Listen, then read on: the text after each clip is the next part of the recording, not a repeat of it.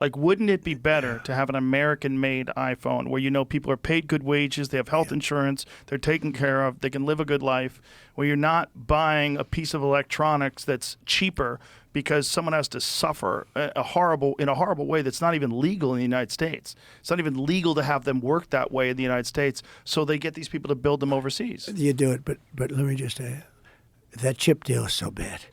We put up billions of dollars for rich companies to come in and borrow the money and build chip companies here, and they're not going to give us the good companies anyway.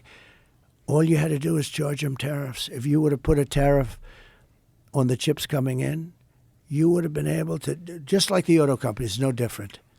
More sophisticated, but no different.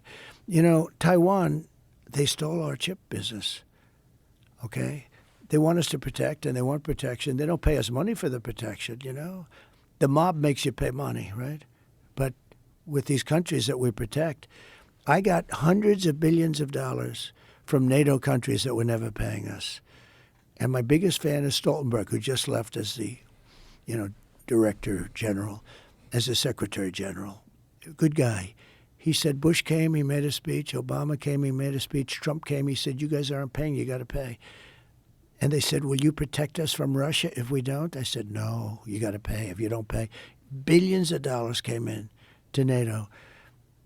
When I see us paying a lot of money to have people build chips, that's not the way. You didn't have to put up 10 cents. You could have done it with a series of tariffs. In other words, you tariff it so high that they will come and build their chip companies for nothing.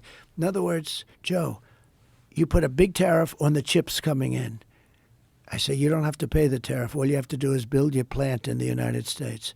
We didn't have to give them the money to build a plant. Besides that, they're very rich companies, these chip companies.